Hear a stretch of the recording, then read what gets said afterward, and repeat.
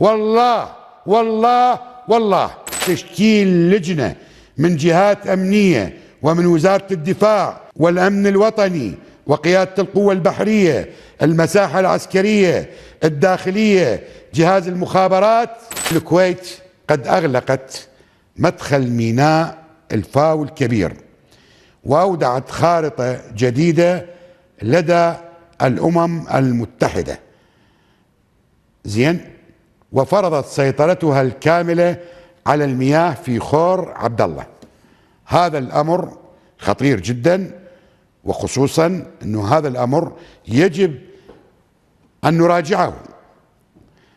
قلت أنا مقدمتي بالبرنامج، قلت أنا لما أعود إلى ملفات قديمة بالفساد حتى نناقشها، هي ليس لغرض التشهير، لكن يجب أن لا ينفذ من أخل بالعراق أو بتعاقدات مشبوهة.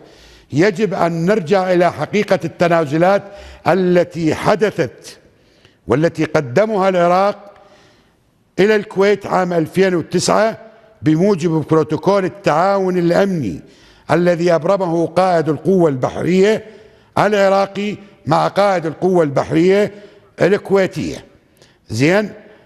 وهذا يأتي والذي يجب أيضا أن نتحاسب عليه. الآن هسه احنا انقلبت الدنيا بصفقة القرن، وهي صفقة قذرة ب2 مليار ونص. الذي أشرف عليها، الذي خطط لها، الذي باق، اللي اشترى، اللي كذا، قذرة. لكن هذه صفقات بمئات المليارات من الدولارات، وضاع البلد.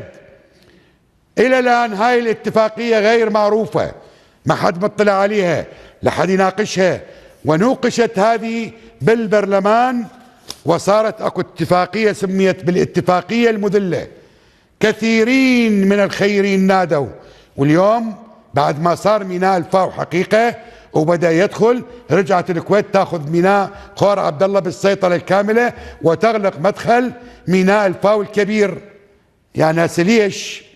يعني شلكم على الشعب هذا؟ فلوسكم ومحقين اخذتوها على داير مليم، تعويضات واخذتوا تعويضات. احنا انهجمت بيوتنا. التعامل بهذه الطريقة يعني يخل بالخوة. وايضا هذا هنالك تحرك.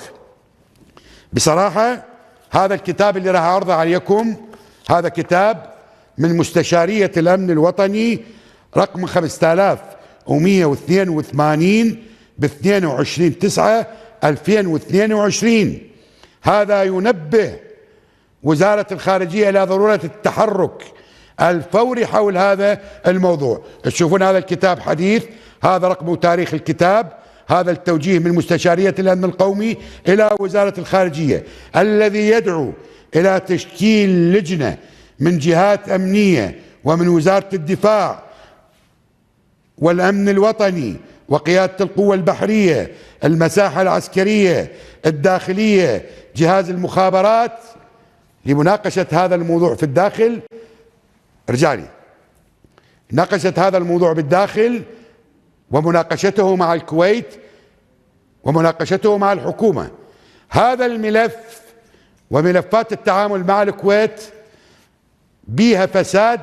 إذا ما تم فتح مثل هذه الملفات والله العظيم السجون ما تكفي.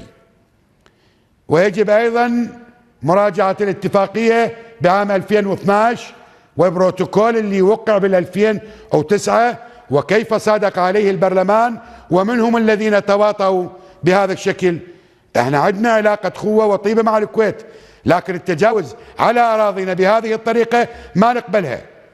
احنا على سنين طويلة اطينا مئات وملايين وعشرات الالاف من الجرحى حتى لا تدنس العراق ولا يدنس. عندنا منفذ واحد، اطلالة واحدة على اخوتنا بالخليج العربي، هو شط العرب.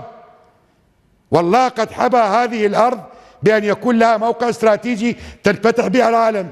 هسه سوينا ميناء الفاو، خببت لينا، وبعدين انتم ولا غيركم من يحاول ان يتراقص على جراحات العراقيين في مراحل الضعف، والله العراق باكر وان شاء الله يوقف على رجليه، لكل واحد منكم يدفع الثمن 10.